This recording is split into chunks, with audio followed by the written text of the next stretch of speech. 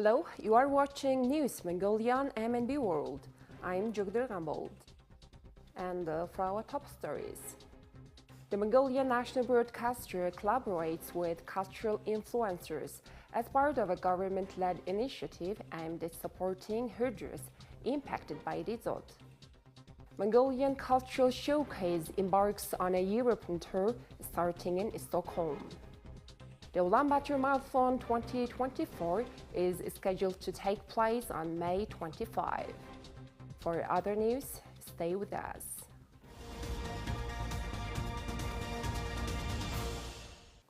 In response to Mongolia's urgent call for aid during the drought crisis, the Mongolian national broadcaster has partnered with key cultural figures.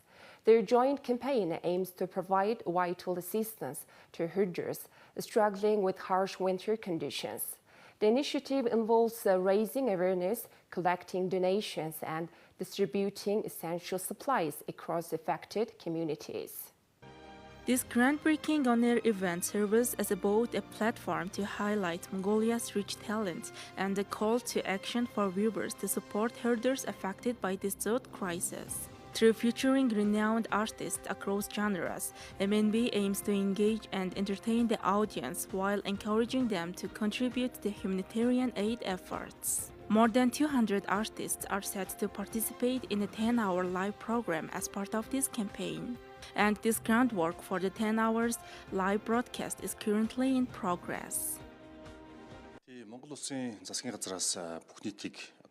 The Mongolian government has issued a call for assistance to support the herders, prompting the initiation of this campaign.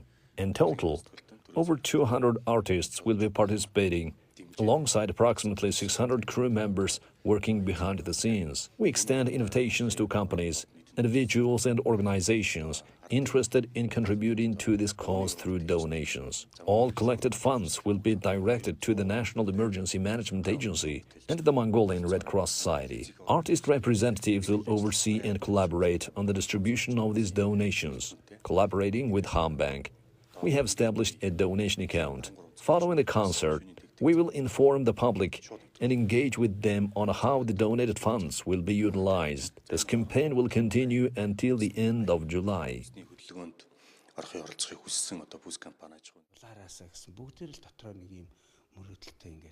I would like to call on the people of Mongolia to join hands and support our initiative of helping herders. This harsh winter has brought a devastating drought impacting the lives of our herders. Let's join hands and support them through this challenging time. Together, we can overcome this hardship. Let's demonstrate our unity and compassion by supporting our herders in desperate need. The drought, a natural disaster characterized by a harsh winter succeeding a summer drought, has profoundly affected herding communities throughout Mongolia, necessitating immediate relief actions. In partnership with esteemed cultural icons, Mongolian National Broadcaster seeks to enhance the effectiveness of its campaign, closely aligning with the government's broader initiative to aid those impacted by the drought. All donations raised through this campaign and concert will be entirely allocated to herders affected by the drought disaster. One Day of Mongolia 2 Cultural Days concert kicked off in Stockholm, Sweden, marking the beginning of a journey to promote Mongolian culture with a troupe of 40 artists. This concert aims to share and celebrate Mongolia's rich heritage and traditions, especially reaching out to Mongolians residing abroad, including children and young adults, thereby fostering an appreciation for traditional art and customs. Led by producer and choreographer Basan, featuring renowned pianist Chimbat, the concert is organized by the Mongolian Cultural Center in the Kingdom of Belgium. The tour spans 12 European cities, showcasing the talents of its director Anar, pianist and singer Chimbat, folk singers Altan Jargal and Burma, the Emotion Group, and many others. The One Day of Mongolia Cultural Days concert in Europe was initiated 2 years ago, and it was organized with the support of the Mongolian Cultural Center in the Kingdom of Belgium. In 2017, the Mongolian Cultural Center in America also helped us organize a similar event in the USA. This year's concert is unique in its innovative staging and production.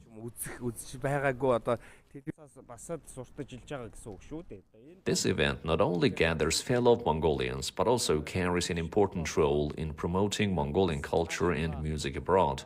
So we would like to extend our gratitude to the organizers. Even though the Scandinavian country greeted us with rain and chilly weather, the first two concerts in Stockholm were successful, and fellow Mongolians in Sweden greeted us with a warm welcome. The warmth of the reception in Sweden set the tone for the upcoming performances. The event began with various activities including the sale and presentation of Mongolian national brand products, a delightful dairy tasting session, a chance for free interactions and interviews, and memorable photo session. A unique highlight was the active participation of children during the performance, singing and dancing alongside the artists, earning the admiration of the project team. Now please take a look at current affairs of Mongolia. The Ulaanbaatar Marathon 2024 is scheduled to take place on Saturday, May 25th of 2024, starting from Zapata Square in Ulaanbaatar city.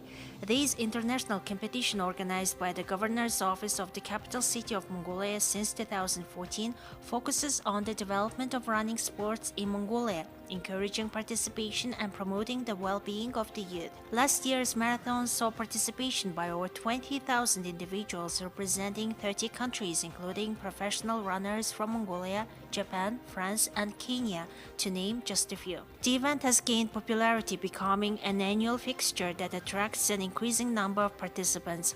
Organizers are anticipating the possibility of a rise in the number of international professional athletes joining this year's marathon.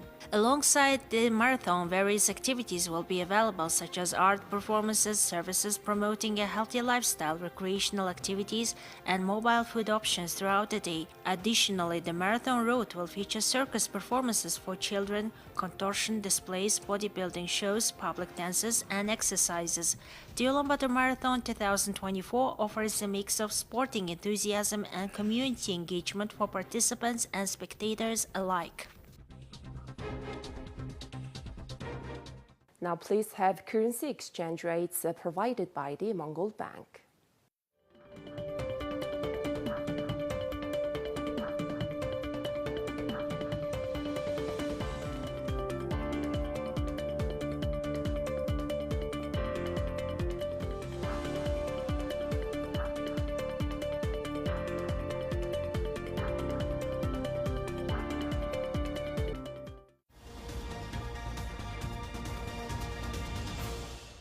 Now please take a look at foreign news partnered with international news agencies. The Association of Rape Crisis Centers in Israel says it has found evidence of systematic and intentional rape and sexual abuse during the Hamas attack on October 7 that ignited the war in Gaza. The report released on Wednesday said the attacks were more widespread than earlier thought, taking place in a series of locations across southern Israel. Orit Solitsino, the executive director of the association, said that in many cases the bodies of male and female victims, including intimate parts, were severely mutilated.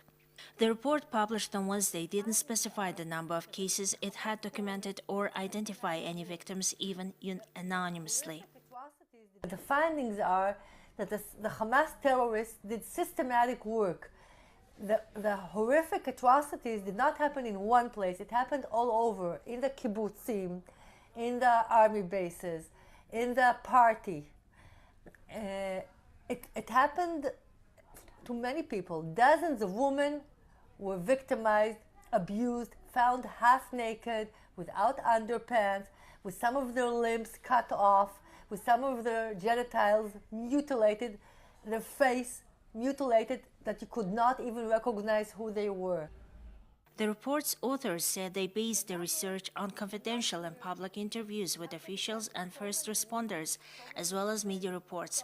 Solozyno said they also relied on confidential sources but declined to say whether. It's not a quantitative research, it's actually understanding the practices of the Hamas. And when you look at it and when you understand it, you can't believe it. I don't think in the recent history and even in past history, things happened in a few hours in such a sadistic, brutal way.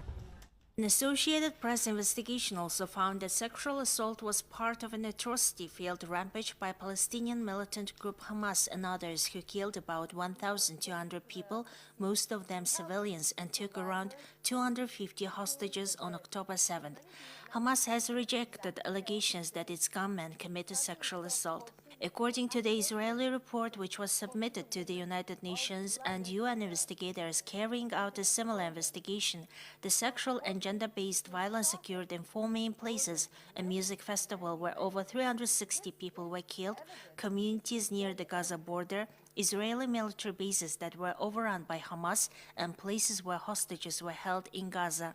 Over 100 hostages were released during a week-long ceasefire. Some of the hostages have described being groped or mistreated by their captors. Solozyno says the purpose of the report was to document how the sexual violence was similar across multiple sites, indicating it was organized and directed by Hamas. The association represents multiple rape crisis centers across Israel.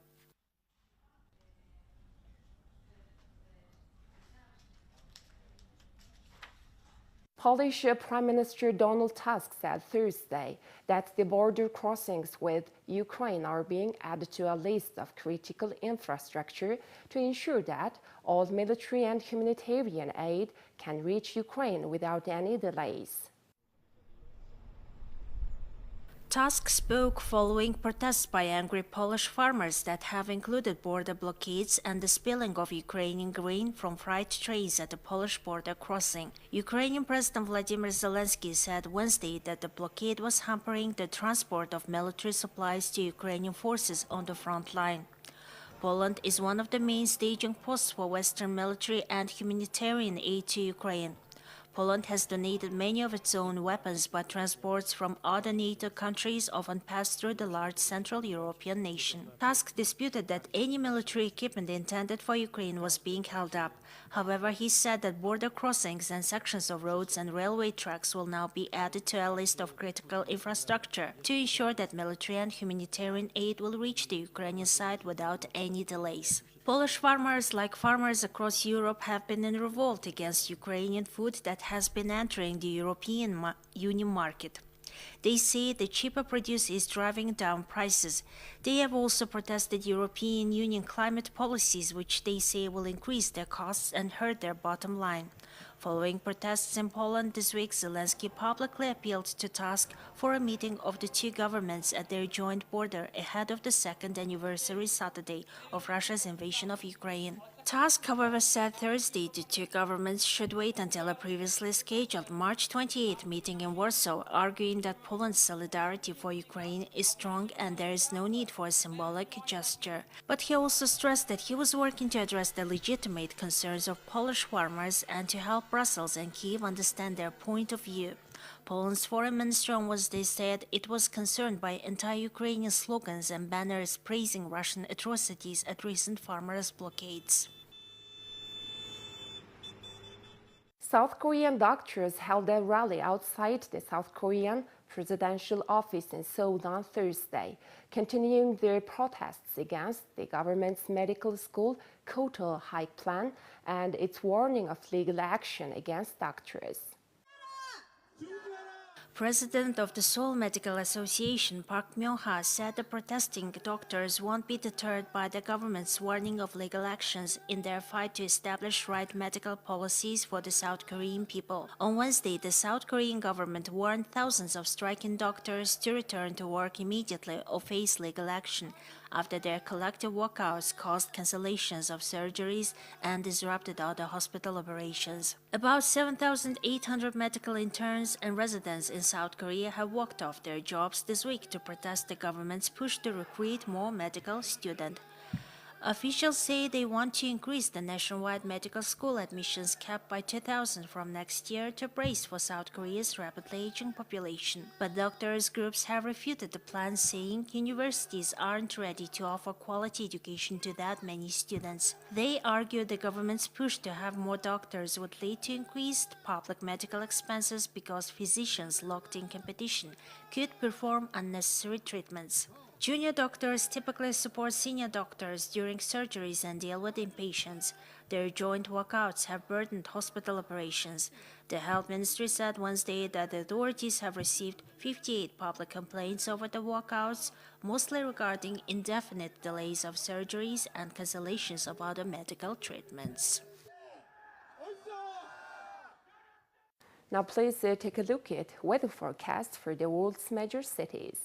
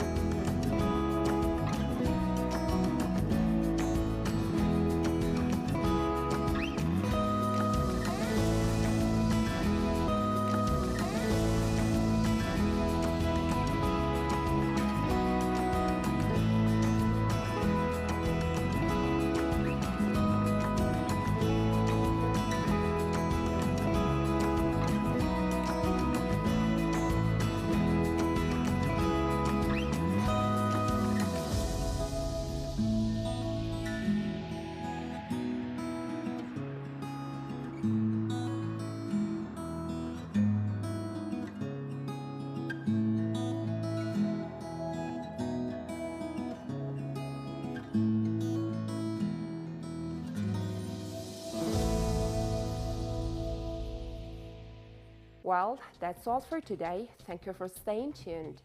We'll see you next time with more news and updates. Have a good day.